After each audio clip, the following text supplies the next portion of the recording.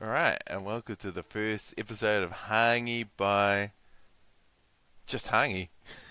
Just Hangi. Because I got Hangi and Dumpling podcast with Shane that I do every once in a while. But I thought let's start a little midweek one where I could just talk about just a little podcast idea just to teach and explore the ideas of change and transformation that I got going around in my head, and I can't wait to meet up with Shane and talk about. And we often get sidetracked and talk about other things.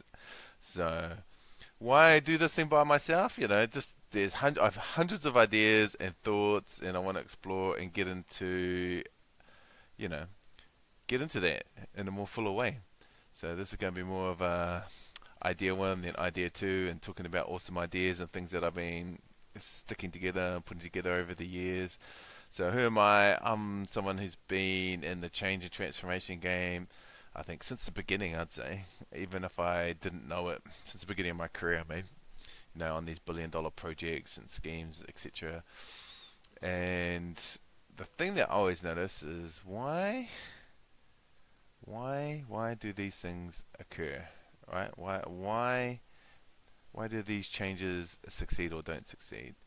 So I think as people are driven by various motives, right? Influence, money, power, different dynamics. These are just some of my observations from my time in the change and transformation game.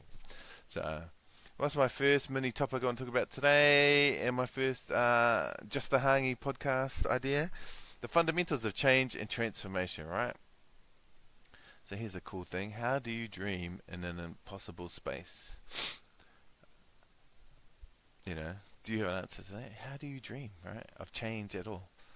And the thing that I've come to believe is that the answer is belief. If you don't believe change is possible, you're right.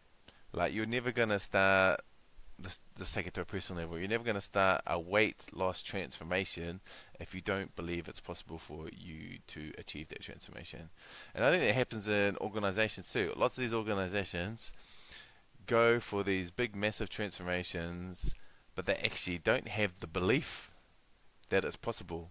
So, like working at corrections, for example, if you don't believe that people in prison can change, and you don't believe those individuals are capable of change, or if all you believe is that they're bad people and then they can never change, then you would never transform to changing the system from one of isolation and punishment to one of rehabilitation and reintegration and restoration with the people that have been, let's say, lack of a better word, the victims of these crimes.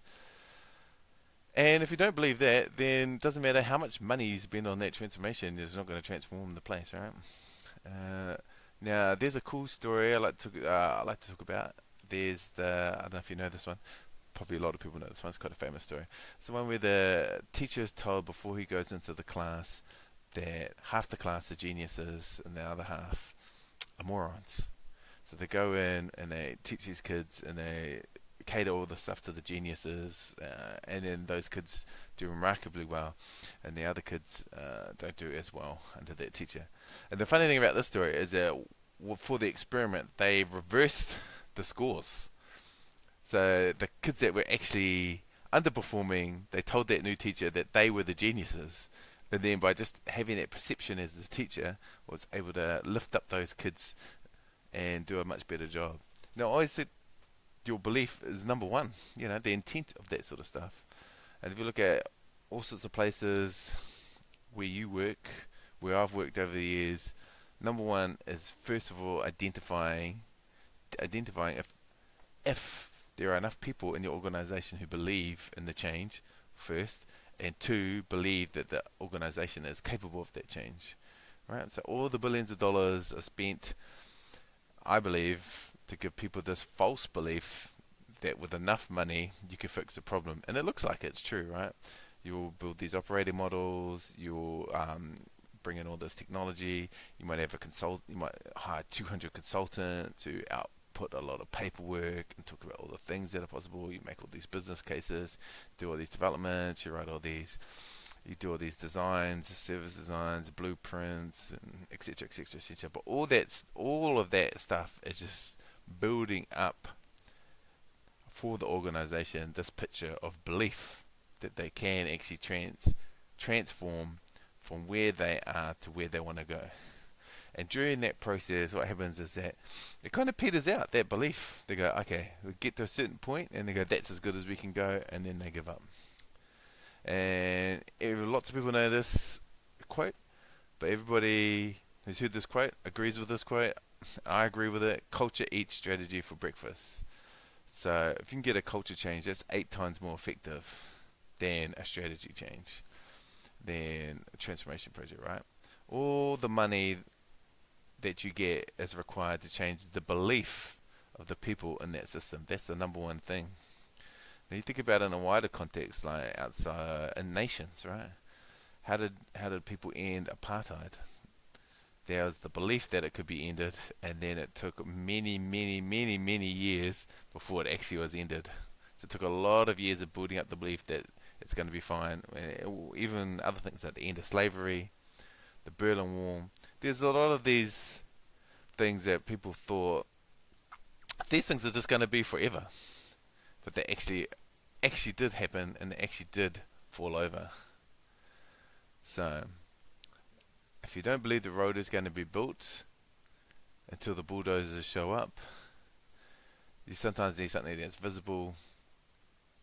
It makes the intangible tangible, right? But where did it all start? I'm getting a bit out there with this one, but it all starts in the wider or in the spirit, right? It's this ideas sit up there in the rangi or the thought before they become into reality. Anyway, so that's just the big idea for today. It's the Hangi mini podcast for today. I'd love to hear what you think is the most fundamental force of changes. Is it belief or is it something else?